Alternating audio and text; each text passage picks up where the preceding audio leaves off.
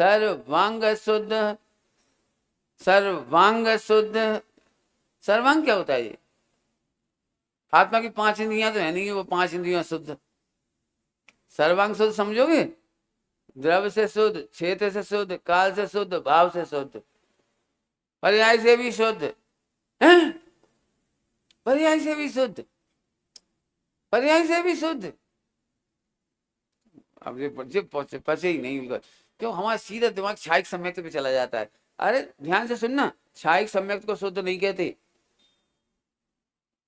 पर्याय को शुद्ध कहते हैं। और पर्याय की शुद्धता बताने के नाम है उपसम छह, उपसम छह। क्या कह रहा हूं? पर्याय की शुद्धता के मापक तुम्हें गुणस्थान में समझाना है, नहीं वहां उपसम छह, उपसम छह समझाना है, इसलिए नाम पड़े हैं। कर्मोपाधि निरपेक्ष को पारिणामिक भाव कहा है, कर्मोपाधि सापेक्ष भाव को पर कहा है, कर्मोपाधि सापेक्ष भाव को पर कहा है। और कर्मोपाधि सापेक्ष भाव कितने हैं? क्षायिक भाव है, निरुपाधि नहीं, क्षायिक भाव, क्षायिक भाव। हाँ गजब है। जय जैन शासन, जैन निर्दयी होके डार, एक शब्द है ना, दारुण दारणैन, निर्दयी होके डार। अपन निर्दयी होके नहीं डाल पाते। नहीं पंडित जी, आप अनंत को तो अजीब में मत डालो, और अनंत की महिमा को आश्रम बंद में मत डालो। पंडित जी थोड़ी दया करो।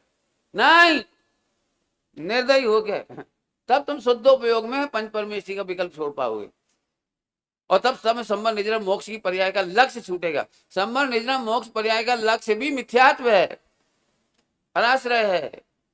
कैसे छोड़ोगे? दृढ़ नहीं, इसका नाम है दारुण दारुण्यन। बहुत कठिन पड़ती है जगह, बहुत कठिन कठिन पाठ चल रहे हैं।